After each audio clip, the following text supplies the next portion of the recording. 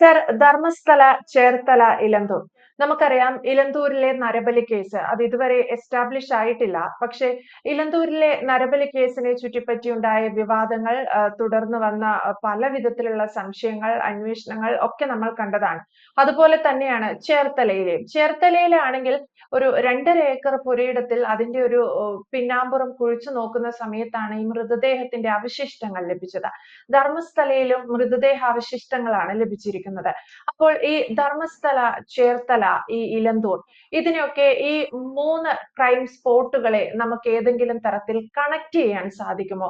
അല്ലെങ്കിൽ ഈ ക്രൈമുകളെയൊക്കെ നമുക്ക് എങ്ങനെ ബന്ധപ്പെടുത്തി ഒരു വിശകലനം നടത്താൻ സാധിക്കും? ഇലന്തൂരിലും ചേർത്തലയിലും ധർമ്മസ്ഥലയിലും നിര്യാതരായവരുടെ ആത്മാവിന് നിത്യശാന്തി ഉണ്ടാകട്ടെ എന്ന് നമുക്ക് പ്രാർത്ഥിക്കാം. അതിനെ തുടർന്ന് വന്നിട്ടുള്ള വാർത്തകൾ എന്ന് പറയുന്നത്, ഇന്ന് നമ്മൾ മനസ്സിലാക്കുന്ന ഒരു കാര്യം, ഈ പറയുന്ന സ്ഥലങ്ങളിലെല്ലാം മൃതശരീരത്തിനോട് കടുത്ത അനാദരവ് കാണിച്ചതായിട്ടാണ്. കാരണം മൃത ശരീര അവശിഷ്ടങ്ങളാണ് ഈ പറയുന്ന 3 സ്ഥലത്ത് കിട്ടിയത്. ഇലത്തൂരില് അത് നരബലി നടത്തി എന്ന് പറഞ്ഞു. മാധ്യമങ്ങൾ അത് ഏറെ കൊട്ടിഘോഷിച്ചെങ്കിലും അതിന് ഒരു മാധ്യമക്കാർക്ക് ഒരു സന്തോഷം തോന്നിയെങ്കിലും പൊതുജനം അതിനെ ആ വിധത്തിൽ ഗവനിച്ചില്ല. ചേർത്തലയിലേത് അന്വേഷണം നടന്നുകൊണ്ടിരിക്കുകയാണ്. പിന്നെ ധർമ്മസ്ഥലയില് അന്വേഷണം അവർ അവസാനിപ്പിച്ചു. അതായത് വെളിം പ്രദേശങ്ങളില് മൃതശരീര അവശിഷ്ടങ്ങൾ അടക്കുന്നതിന് അല്ലെങ്കിൽ കുഴിച്ചിടുന്നതിന് ഉള്ള ഒരു സാഹചര്യം ഒരുങ്ങുന്ന ഒരു അവസ്ഥയാണ് ഈ 3 ഇൻസിഡൻസിലും നമുക്ക് കാണാൻ കഴിയുന്നത്. ഇങ്ങനെ വരുന്ന സാഹചര്യത്തിന് പിന്നിൽ ഉള്ള ഒരു ക്രിമിനാലിറ്റി എന്തെങ്കിലും ഉണ്ടോ? അത് പോലീസും ഗവൺമെന്റും ഒക്കെ അന്വേഷിച്ച് പുറത്തു കൊണ്ടുവരേണ്ട ഒരു കാര്യമാണ്. അത് ബാക്കി ജീവിച്ചിരിക്കുന്നവരുടെ ഒരു സേഫ്റ്റിയുടെ വിഷയം കൂടാണ്. അപ്പൊ അതിനെപ്പറ്റി, അതായത് ഇതിലെ പ്രതിയെ കണ്ടുപിടിച്ച ഒറ്റപ്രതിയെയൊക്കെ ശിക്ഷിക്കുക എന്ന് പറഞ്ഞാൽ പോലും അതിനും അപ്പുറത്തായിട്ട് എന്തുകൊണ്ടാണ് ഇങ്ങനെ അടുത്ത കാലത്തായിട്ട് മൃതശരീരാവശിഷ്ടങ്ങൾ കണ്ടെത്തപ്പെടുന്നത് എന്നുള്ളത് ഒരു ചിന്തിക്കേണ്ട വിഷയമാണ്. തൃപ്പൂണിത്തറയിലെ ഒരു ഡോക്ടറുടെ വീട്ടിലെ ഫ്രിഡ്ജിൽ നിന്ന് ഒരു അസ്ഥികൂടം ലഭിച്ച ഒരു വാർത്തയെ കണ്ടിരുന്നു. ഇതൊക്കെ എങ്ങനെയാണ് ഈ കേരളത്തിലെ അല്ലെങ്കിൽ തൊട്ടടുത്ത ഒക്കെ സംഭവിക്കുന്നത് എന്നുള്ളത് നമ്മൾ അതിന്റെ ചിത്രം നോക്കിക്കഴിഞ്ഞാൽ ഈ ഡെബ്രിസ് അല്ലെങ്കിൽ മൃതശരീര അവശിഷ്ടങ്ങളിൽ അത് ആന്തര അവയവങ്ങളോ മറ്റെന്തെങ്കിലും അതിനോട് കണക്ട് ചെയ്ത കാര്യങ്ങളോ ഒന്നും ലഭിക്കുന്നതായിട്ട് എസ്റ്റാബ്ലിഷ് ചെയ്യാൻ കഴിഞ്ഞിട്ടില്ല. ഇപ്പം എലന്തൂരില് എനിക്ക് തോന്നുന്നത് തലയോട്ടി ലഭിച്ചിട്ടില്ല എന്ന് തോന്നുന്നു പലതിന്റെ. ബാക്കി എല്ലുകളൊക്കെ ലഭിച്ചിട്ടുണ്ട്.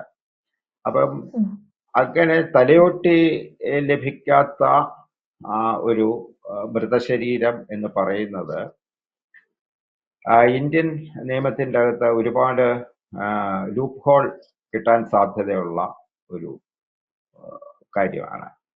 അപ്പോൾ മറ്റേ ധർമ്മസ്ഥലയില് ചിലയിടത്ത് തലയോട്ടി കിട്ടി. ഇവിടെ ചേർത്തലയിലെ മൃതശരീര അവശിഷ്ടങ്ങൾ, എല്ല്, പല്ല്, നഖമൊക്കെ കിട്ടിയിട്ടുണ്ട്. അപ്പൊ അത് മിസ്സിംഗ് ആളുകളുമായിട്ട് കണക്ട് ചെയ്താണ് ഇപ്പൊ അന്വേഷണം നടക്കുന്നത്. അപ്പം ഇത്രയും കാര്യമാണ് ഇതിന്റെ ഒരു ശാസ്ത്രീയമായ പശ്ചാത്തലത്തിൽ ഉള്ളത്. പക്ഷേ ഇത് അത്ര നിസ്സാരമായിട്ട് തള്ളിക്കളയേണ്ട ഒരു കാര്യമാണോ എന്ന് നമുക്ക് ചിന്തിക്കേണ്ടിയിരിക്കും. ഇത് ഇപ്പൊ എന്താ പറയുന്നത്, ഇപ്പം ഇലന്തൂരില് നരബലിയാണ് എന്ന് പറഞ്ഞു കഴിഞ്ഞാൽ ഇനിയിപ്പം നാളെ ഇത് കള്ളിയങ്കാട്ട് നീലിയാണ് കൊന്നതെന്ന് പറഞ്ഞു കഴിഞ്ഞാൽ നമുക്കൊന്നും പറയാൻ പറ്റത്തില്ല. കാരണം കള്ളിയങ്കാട്ട് നീലി ആരെയെങ്കിലും പിടികൂടി കഴിഞ്ഞു കഴിഞ്ഞാൽ അവരുടെ പല്ലും നഖവും കൂടി മാത്രമേ മിച്ചം കാണത്തുള്ളൂ. മാടൻ അടിക്കുകയാണെങ്കിൽ മാടനൊക്കെയാണ് ഇങ്ങനെ വെളിം പ്രദേശങ്ങളിൽ അടിച്ചിടുന്നത്. അങ്ങനെയും നമുക്ക് വേണമെന്നുണ്ടെങ്കിൽ വ്യാഖ്യാനിക്കാം. പക്ഷെ അതൊന്നും ആധുനിക സയന്റിഫിക് ആയിട്ടുള്ള കാര്യങ്ങളിൽ കാര്യങ്ങളുമായിട്ട് യോജിച്ചു പോകുന്നതല്ല. പിന്നെ യക്ഷികളൊക്കെ പിടിക്കുകയാണെങ്കിൽ അതിന് നല്ല തക്കതായ ആരോഗ്യമുള്ള ആളുകളെയൊക്കെയാണ് അവര് കൈവെക്കാറുള്ളൂ. ഇപ്പം നമുക്കിവിടെ കിട്ടി. പിന്നെ സ്ത്രീകൾ പലപ്പോഴും അതിൽ നിന്ന് ഒഴിവാക്കപ്പെടും. യക്ഷിയും മാടനും ഒക്കെ പിടിക്കുന്ന കേസുകളിലൊന്നും നമ്മൾ ഒരു കഥയിലും സ്ത്രീകളെ കണ്ടിട്ടില്ല. മാത്രമല്ല ഈ എന്താണ് കൃത്യമായ ആരോഗ്യമുള്ള ആളുകൾക്ക് ആരോഗ്യം മാത്രമല്ല സൗന്ദര്യമുള്ള ആളുകളെ മാത്രമേ ഇത്തരം വിച്ചസ് പിടികൂടാറുള്ളൂ. അല്ലെങ്കിൽ ഇത്രയുള്ള അന്ധവിശ്വാസങ്ങൾക്ക് ഭാഗമായിട്ട് വരാൻ സാധ്യതയുള്ളൂ. പക്ഷേ ഇവിടെ ആദ്യം പറഞ്ഞ ഇലന്തൂരില് കൊണ്ടുവന്നത് ഒരു അന്ധവിശ്വാസമാണ്. അത് എങ്ങും വഴിമുട്ടി നിൽക്കുകയാണ്. അത് കഴിഞ്ഞപ്പോഴാണ് ഇവിടെ ചേർത്തലയിലുണ്ടായതിന്റെ ഇത് പറയുന്ന ഒരു റിയൽ എസ്റ്റേറ്റ് ഇഷ്യൂസ് ഒക്കെയാണ് പറയുന്നത്, തർക്കം എന്നൊക്കെ പറയുന്നത്. അതൊക്കെ വളരെ പെട്ടെന്ന് എസ്റ്റാബ്ലിഷ് ചെയ്യാൻ പറ്റുന്ന കാര്യങ്ങളാണ്. നമ്മുടെ പോലീസിനെ കൊണ്ട് അത് കഴിയും. ധർമ്മസ്ഥലയിലാണെങ്കിൽ ഒരുപാട് വർഷം പഴക്കമുള്ള ഇഷ്യൂസ് ഒക്കെയാണ് പോന്നു വന്നിട്ടുള്ളത്. അപ്പൊ ഇതില് നമ്മൾ സൂക്ഷിക്കേണ്ട ഒരു കാര്യം എന്താണെന്ന് ചോദിച്ചു കഴിഞ്ഞാൽ, ഇതിന് മറ്റെന്തെങ്കിലും മാനം ഈ പറയുന്ന ഇത്തരം കൊലപാതകങ്ങൾക്ക് അല്ലെങ്കിൽ മൃതശരീര അവശിഷ്ടങ്ങൾ സംസ്കരിക്കുന്നതിൻ്റെ അകത്ത് മറ്റെന്തെങ്കിലും മാനദണ്ഡങ്ങൾ ഉണ്ടോ? അത് ഗവൺമെന്റ് പോലീസും ഒക്കെ വളരെ വ്യക്തമായിട്ട് അന്വേഷിക്കേണ്ട ഒരു കാര്യമാണ്. അന്വേഷിച്ചില്ലെങ്കിൽ അതൊരു ഭീതി ജനങ്ങളിൽ പരത്തും. ഇപ്പം എന്താ പറയുന്നത്, ഈ ഒഴിഞ്ഞ പ്രദേശങ്ങളിലാണ് ഇതെല്ലാം ഈ അടക്കങ്ങളൊക്കെ നടന്നിട്ടുള്ളത്. അപ്പൊ കേരളത്തിലാണെങ്കിൽ ഇന്നത്തെ അവസ്ഥ എന്ന് പറയുന്നത് വളരെ പരിതാപകരമാണ്. ഇഷ്ടംപോലെ ഒഴിഞ്ഞ സ്ഥലങ്ങൾ കിടപ്പുണ്ട്, ആർക്കും എന്ത് ചെയ്യാം. പിന്നെ ഇപ്പം ഇവരുടെ കേസുകള് കോടതിയിൽ ശിക്ഷിക്കപ്പെടത്തക്ക രീതിയിൽ എസ്റ്റാബ്ലിഷ് ചെയ്തില്ലെങ്കിൽ വരുന്ന പ്രശ്നം എന്ന് പറഞ്ഞ് ആളുകൾ ഇത് ഒരു സ്വഭാവമായിട്ട് അല്ലെങ്കിൽ ഇതൊരു ബിസിനസ് ആയിട്ട് എടുക്കാനും സാധ്യതയുണ്ട്. അപ്പൊ ഇതിനെയൊക്കെ തടയത്തക്ക വിധത്തിൽ വളരെ സ്ട്രിക്റ്റ് ആയിട്ടുള്ളൊരു മെഷേഴ്സ്, അതിപ്പം ധർമ്മസ്ഥലയിലായാലും ചേർത്തലയായാലും എലന്തൂരായാലും അല്ലെങ്കിൽ ഇനി എവിടെയെങ്കിലും ഇതുപോലെയുള്ളത് അവശിഷ്ടങ്ങൾ കണ്ടെടുക്കുന്ന സ്ഥലങ്ങളിലായാൽ പോലും അത് ഗവൺമെന്റ് വളരെ ശക്തമായിട്ട് ഇടപെടേണ്ട ഒരു സാധ്യതയുണ്ട്. അപ്പം പ്രൈമാ ഫേസി കാണുന്ന വിഷയമാണോ, അതല്ല അതിന്റെ പിന്നിൽ ഒരു വലിയ റാക്കറ്റ് ഉണ്ടോ, എന്താണ് ഇതിന്റെ പിന്നിലുള്ള പ്രകോപനം? അല്ലെങ്കിൽ വെറുതെ ആരെ കൊല്ലത്തില്ല. ഇപ്പം മാധ്യമങ്ങളിലൊക്കെ വരുന്നത് സെബാസ്റ്റ്യനൊക്കെ കടുത്ത സൈക്കോ ആണെന്നാണ്. കേരളത്തിലെ ഏറ്റവും അറിയപ്പെടുന്ന സൈക്കോ എന്ന് പറയുന്നത് രാമൻ രാഘവനായിരുന്നു, വഴി കാണുന്നവരെ തലക്കടിച്ചു കൊല്ലുന്ന. പക്ഷേ അത് വളരെ 1-to-1 എസ്റ്റാബ്ലിഷ്ഡ് ആയിട്ടുള്ള ക്രൈമാണ്. പക്ഷെ അങ്ങനെ ഒരു ക്രൈം ഇദ്ദേഹത്തിന്റെ കേസിൽ ഇതുവരെ എസ്റ്റാബ്ലിഷ് ചെയ്തതായിട്ട് കാണുന്നില്ല.